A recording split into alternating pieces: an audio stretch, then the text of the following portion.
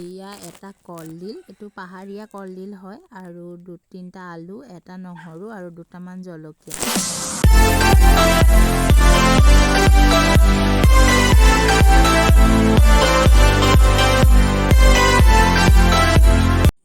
নমস্কাৰ বন্ধু বান্ধৱীসকল, কাকলি ডিষ্ট্ৰিক্ট ব্লকৰ অন্য এটি ভিডিঅ'লৈ মই কাকলি আপোনালোক সকলোকে স্বাগতম জনাইছোঁ। আশা কৰোঁ সকলো ভালে কুশলে আছে, আমিও ভালে কুশলে আছোঁ।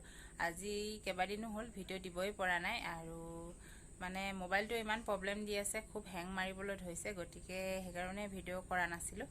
আজি ভাবিলোঁ ভিডিঅ' এটা ষ্টাৰ্ট কৰোঁ। তো এতিয়া সন্ধিয়াই হ'ল, লাইট চাইট জ্বলাই ভিডিঅ' বনাইছোঁ।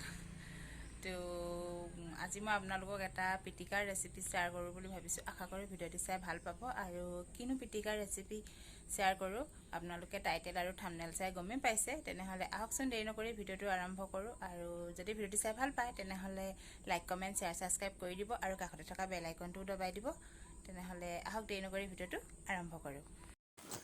প্ৰথমতে কলডিলৰ পিটিকা বনাবলৈ হ'লে এটা কলডিল লৈ লৈছোঁ। এইটো ঘৰৰ কলডিল নহয় বাৰু, এইটো পাহাৰীয়া কলডিল হয়, যিবিলাক বজাৰত দীঘল দীঘল কলডিল কিনিবলৈ পায়, তাৰে সৰু কলডিলটো মই বজাৰৰ পৰা আনিছিলোঁ। আৰু এতিয়া ইয়াত মই কলডিলটো 2টা ভাগ কৰি লৈছোঁ আৰু আলুকেইডোখৰো সৰু সৰুকৈ। দেখিছে, পাহাৰীয়া কলডিলত বহুত আঠা থাকে, ঘৰুৱা কলডিলবিলাকত ইমান আঠা নাথাকে। যিবিলাক পাহাৰীয়া কলডিল সেইবিলাকত বহুত আঠা থাকে। দেখিছে নহয়, কটাৰ লগে লগে কলডিলটো ক'লা হৈ আহিছে।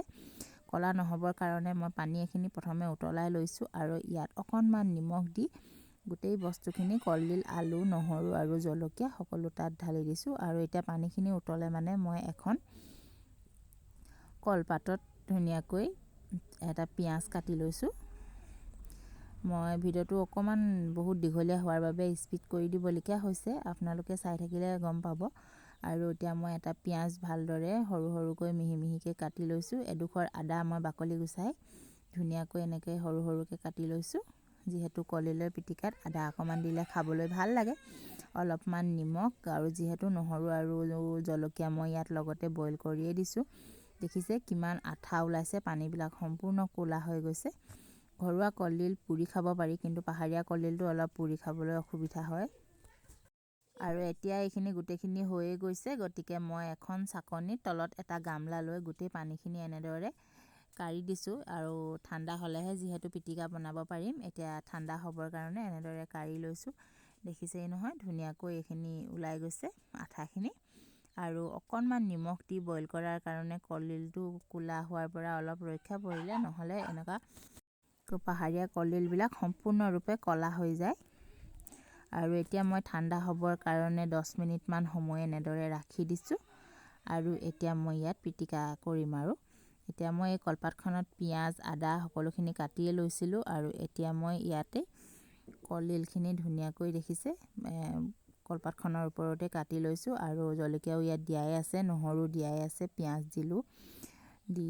আৰু এতিয়া মই গৰমে গৰমে ইয়াৰ ওপৰত অকণমান মিঠাতেল দি দিছোঁ। কলডিলৰ পিটিকাত যদি গৰমে গৰমে অলপ মিঠাতেল দি দিয়া হয়, তেতিয়া ধুনীয়াকৈ মানে কলডিলৰ লগত মিঠাতেলটো সোমাই গ'লে খাবলৈ খুব সোৱাদ লাগে। গতিকে গৰমে গৰমে কলডিল পিটিকাত অলপ নিমখ দি দিব লাগে। আৰু মই চামুচে পিটিকাতকৈ মই হাতেৰে পিটিকা বনালে খাই অলপ ভাল পাওঁ, সেই গতিকে মই হাতেৰে পিটিকিছোঁ। আপোনালোকে ইচ্ছা কৰিলে চামুচ বা হেতাৰেও পিটিকিব পাৰে। আৰু যিহেতু পিটিকা বুলি ক'লে মানে হাতেৰে পিটিকিলেহে খাবলৈ পিটিকাৰ আচল সোৱাদটো পোৱা যায়। আৰু এতিয়া ধুনীয়াকৈ দেখিছে আমাৰ কলডিলৰ পিটিকা ৰেডি হৈ গৈছে। এতিয়া এই পিটিকাখিনি ধুনীয়াকৈ মই এখন প্লেটত অজৰাই ল'ম আৰু ভাতৰ লগত গৰম গৰম দালি আৰু ভাত, কলডিলৰ পিটিকা এনেদৰে খাই খুব সোৱাদ লাগে।